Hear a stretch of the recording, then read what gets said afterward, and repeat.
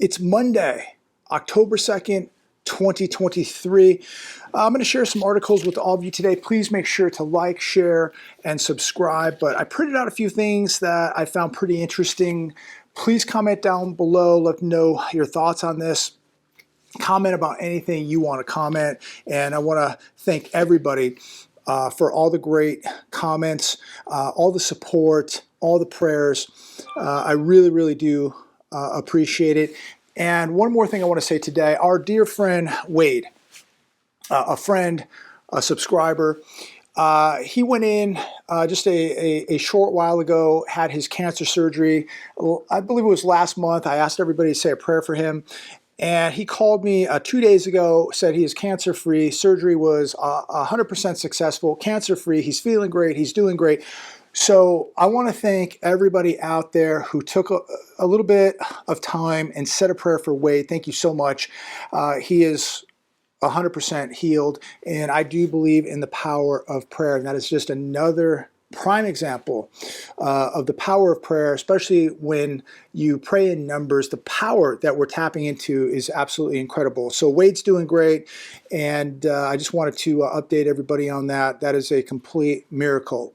Let's get into what's happening today, which we really do need a miracle. We need a miracle to save this country from the economic collapse that is raging right now. I was reading an article today on the Burning Platform. It's titled The 5 Stages of America. I'm not going to go through the whole thing, but one of the first stages in the fall of America is denial. And it says here, here's some of the things that are no longer true about America. And this is extremely unfortunate. I love this country. I just don't like the politics. We're still the greatest country that has ever been.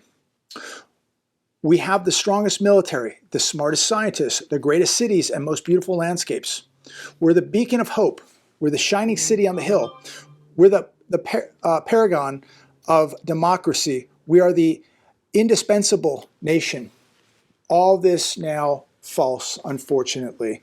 And there are still people that believe that all this is true. It is no longer true. We're not even the biggest economy any longer. They still say that China is number 2. You know that China is the biggest economy, the biggest superpower on earth now.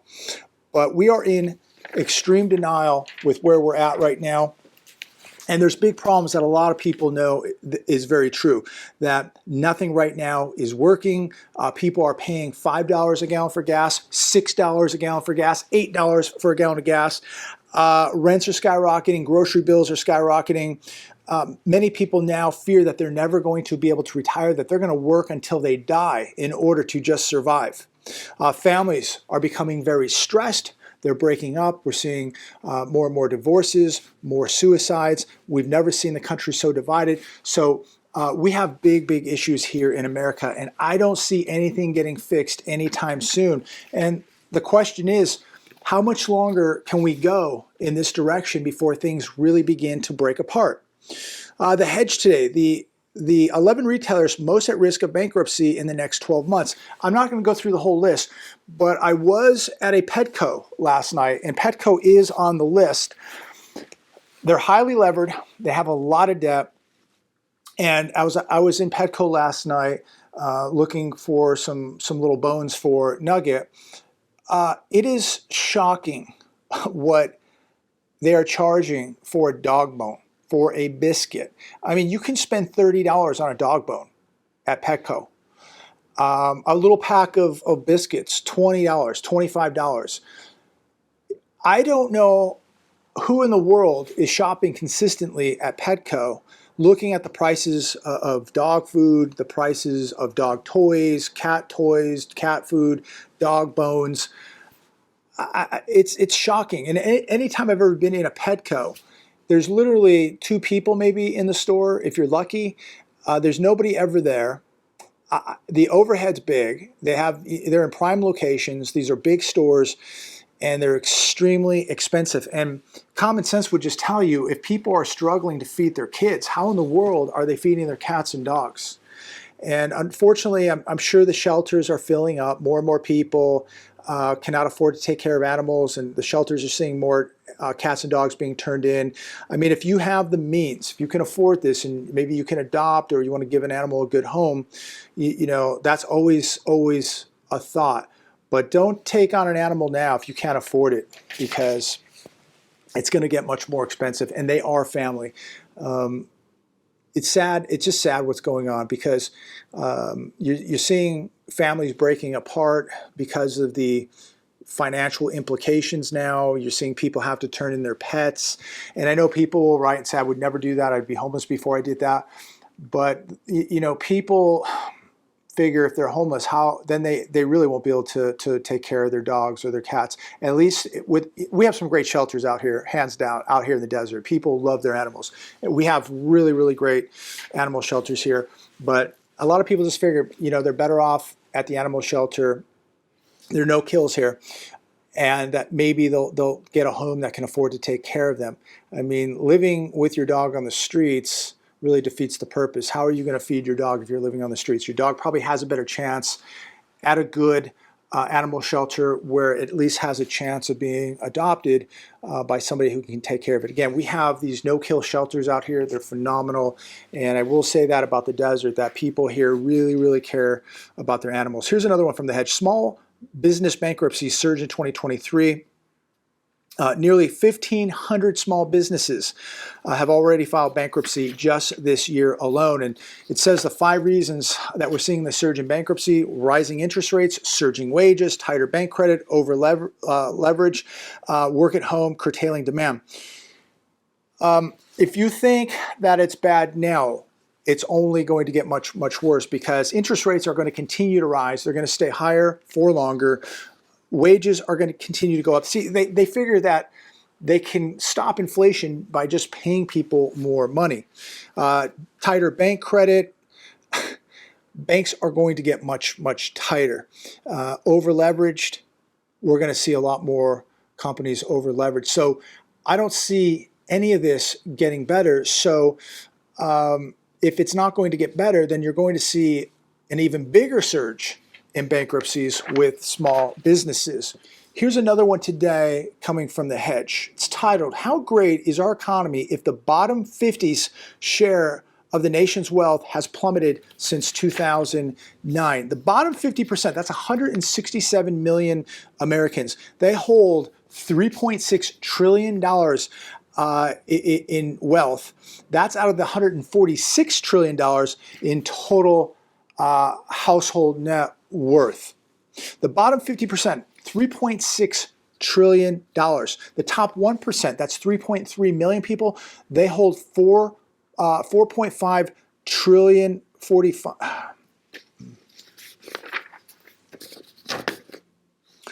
Here's another one today coming from The Hedge. It's titled, How Great is Our Economy If the Bottom 50's Share of the Nation's Wealth Has Plummeted Since 2009. This is very interesting. The bottom 50%, that's 167 million Americans. They hold $3.6 trillion of household net worth out of the $146 trillion of household net worth. 3.6 trillion out of 146 trillion. Now get this, the top 1%, that's 3.3 million people right here in America. They hold $45 trillion of household net worth. The top 0.1%, that's 330,000 Americans. They hold $18.6 trillion of household net worth right here in America. And yet there's people saying that there's no wealth inequality in America. You would have to be very, very ignorant to believe that. But the bottom 50%, the middle class, the poor, being absolutely decimated, and is going to continue. And that inequality gap, or that wealth gap, is going to continue to spread apart. Here's one from CNBC. Bill Ackman says, the economy is starting to slow and the Fed is likely done hiking. Starting to slow? It's been slowing.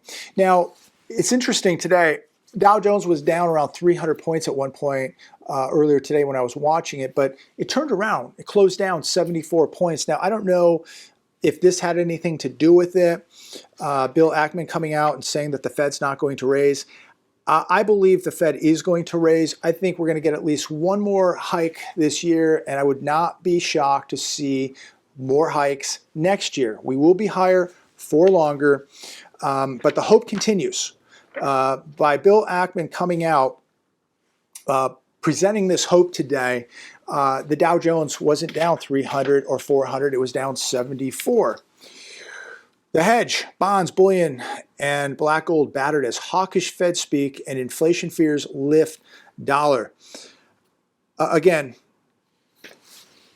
I believe, and many do believe, that rates are going higher. They're going to stay higher for longer. The Fed, the time the Fed came out, Jerome Powell was somewhat hawkish, and he said that they're going to hold rates higher for longer. Be prepared for more rate hikes. There will be a point when things do break that they're going to reverse course, and they're going to print a lot of money. They're going to slam rates. We'll go in the opposite direction.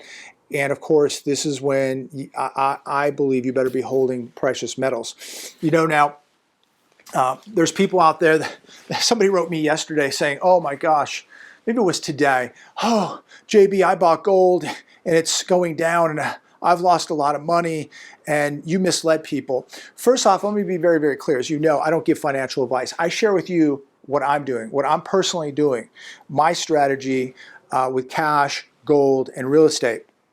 So I don't give financial advice.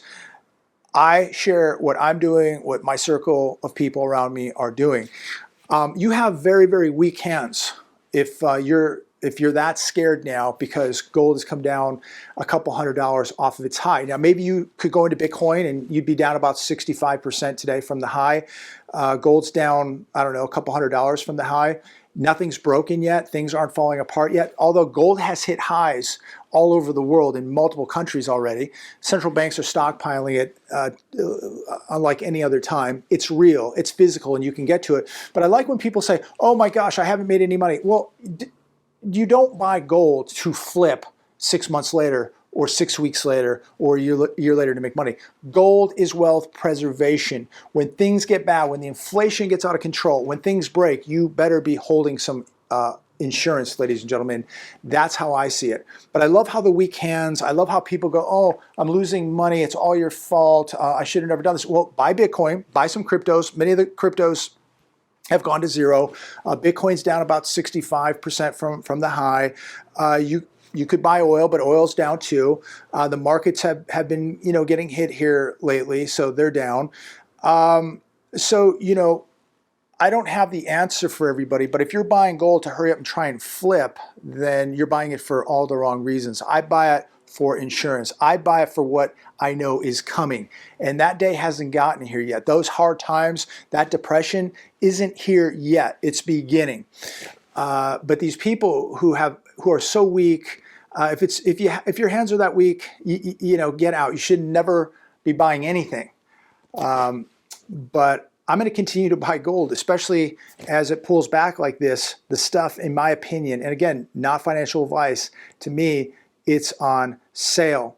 But again, this is not an investment. This is wealth protection. This is insurance. This is for a Venezuela type event. This is for a Zimbabwe type event.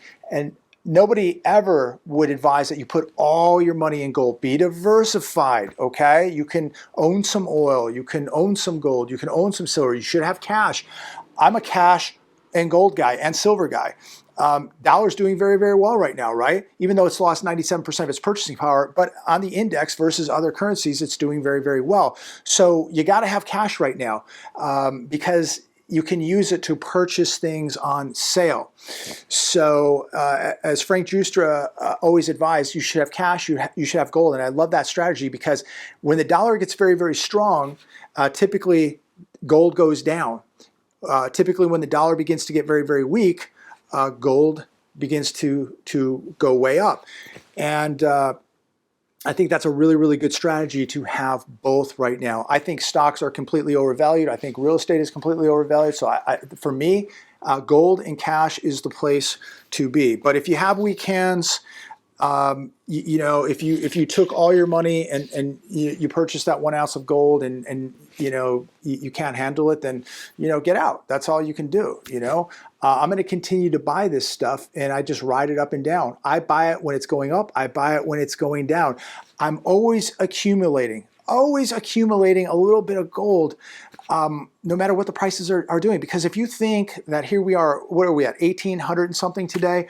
If you think gold is done at 1,800, I think you're sadly mistaken. All you have to do is see what the BRICS nations are doing, what the central banks are doing. That's all you have to do. And again, gold has hit and broken record numbers all over the world. It has set some of the highest prices that it's ever seen in multiple countries around the world. But not here, because it's very manipulated with paper.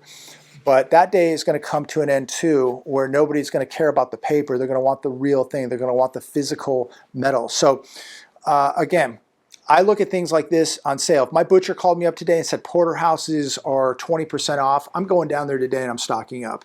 I'm not going to go, oh, that's terrible. You know, last week I paid too much. No, I'm going to go buy whatever I can on sale.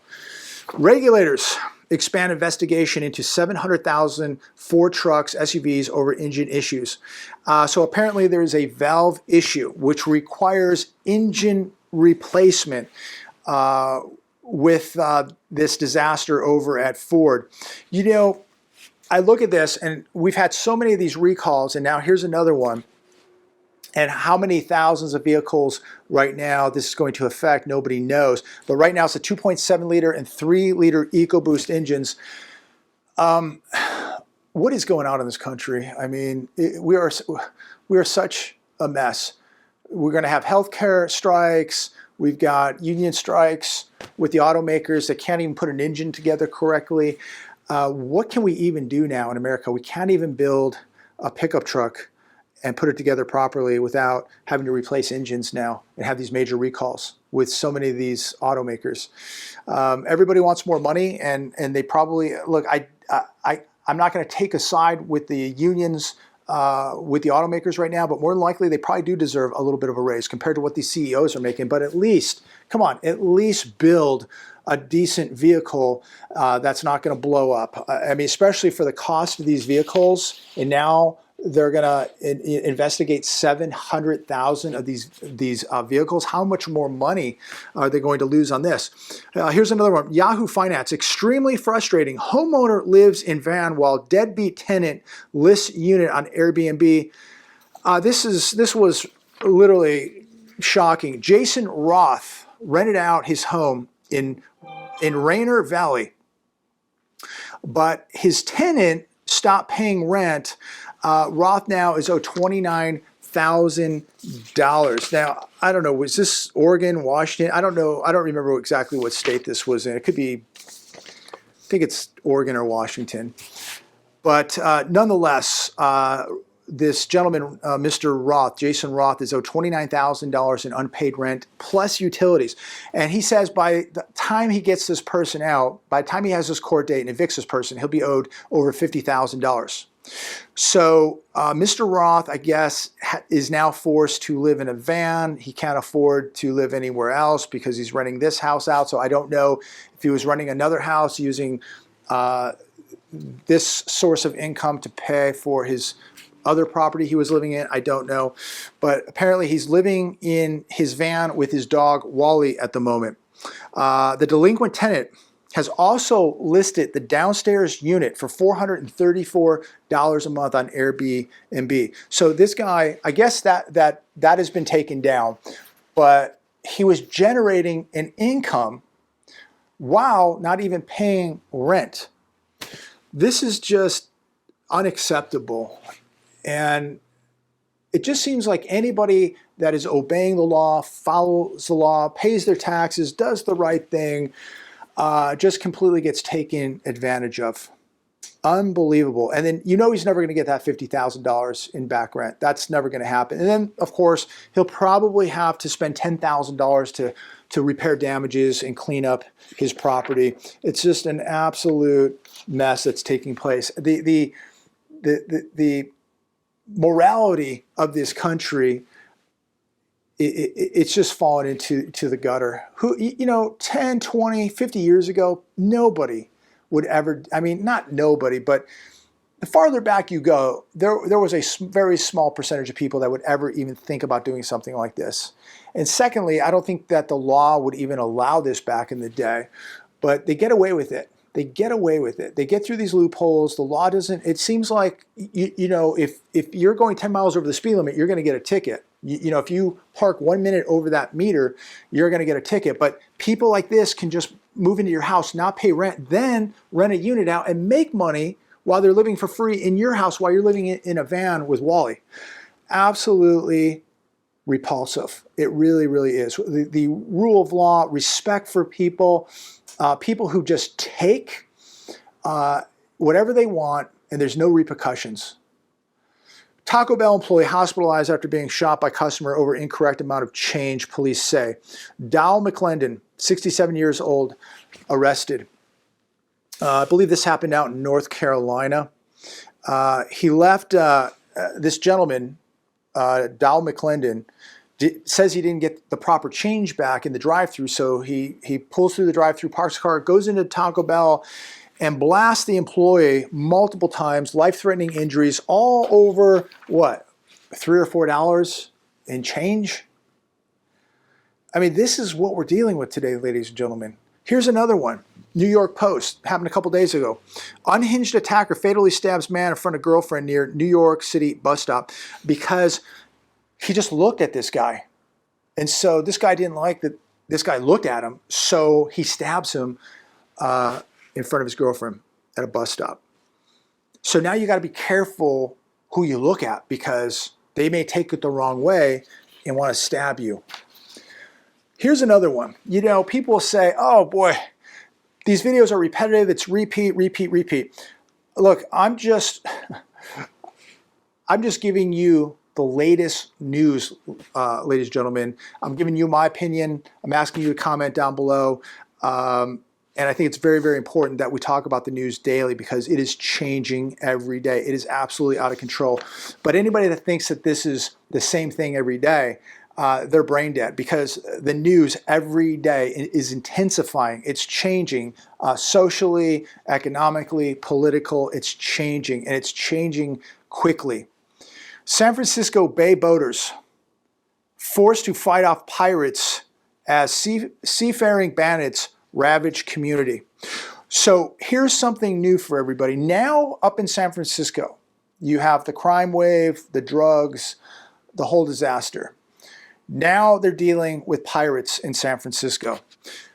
The third world has begun, ladies and gentlemen. It is here now. Now we're dealing with pirates. It just continues to get worse. So there's video all over the internet of these pirates. What they're doing is they're stealing dinghies off boats in the harbor, and then they're using those dinghies to drive around the harbors and steal stuff off of people's boats. So they got into a fight with some people, then they cut the line. Their sailboat was anchored off the marina somewhere. They cut the line and the boat was floating out to the ocean. So it's just one thing after another. Now San Francisco is dealing with pirates robbing boats in marinas, cutting lines of anchored ships so they float out in the middle of the ocean, which I'm sure they'll drive out to and rob those boats too. But this is what the third world looks like, ladies and gentlemen. I know that there's parts of Africa where a lot of the oil tankers have to hire private security as they go through areas like Somalia, and they have to hire private security, heavily armed, because they will come out to these tankers and they will hijack these tankers, and they're called pirates. These are things we see in Somalia and parts of Africa. Now we have this in San Francisco. They're not robbing tankers, they're robbing small boats and yachts. Unbelievable. Last one from the Daily Mail. California housing crisis. Tiny 4-foot pods in San Francisco are rented for $900 per month. But resident claims you get cool hacker neighbors and the communal lounges are actually nice. Tiny homes will be a luxury very soon. So much for your standard of living. This is how far it's falling now that we've gone from tiny homes to pods. Comment down below. Let me know what you're thinking today. What do you think about the tiny homes? I did a video out in Texas on tiny homes. Now we're talking 4-foot pods. So we went from 350 square feet to 4 feet. Let me know what you're thinking. God bless. Be very, very careful out there. And again, pray for this country. We need a miracle. Stay safe, ladies and gentlemen. So much going on. Exercise situational awareness. Security is of the utmost importance and one of your most important assets, and you should be exercising and it being as proficient as possible with security. God bless. Stay safe. And as always, I look forward to speaking with each and every one of you.